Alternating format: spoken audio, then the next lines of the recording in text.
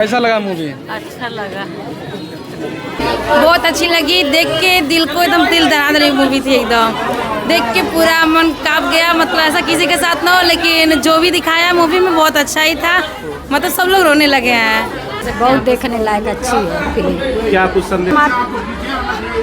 माता पिता के बारे में बहुत अच्छा ज्ञान दिया है। मान लो जो पीने खाने वाले हैं संभाल जाए, सुधर जाए अपने बीवी बच्चों के लिए। बहुत अच्छा, बहुत अच्छा, ये तो बहुत अच्छा देखने लायक है। सब लोग देखे, जेंट्स लोग और देखे।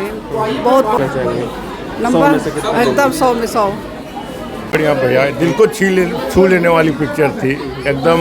बहुत इस तरह का पिक्चर बनना चाहिए और दिल को छू लेने वाली पिक्चर रही है। भोजपुरी पिक्चर, ये सब पिक्चर कभी नहीं देखे थे। बहुत अच्छा लगा। क्या फील करने लगी आप? बहुत अच्छा लगा भैया, इमोशनल फिल्म है। अब भोजपुरी में ऐसा बनना चाहिए पारिवारिक, ताकि हम परिवार के साथ देख सके पिक्चर। नंबर कितना दे? 100 में से 100 नंबर। कैसी लगी फिल्म आपको? बहुत अच्छी मूवी है, बहुत पारंपरिक टाइप की है। नंबर 100 में से 100। बहुत अच्छा। नंबर कितना देंगे 100 में से? 100। मधुबन के घनश्याम सखी रे मोरा सैया लागे जैसे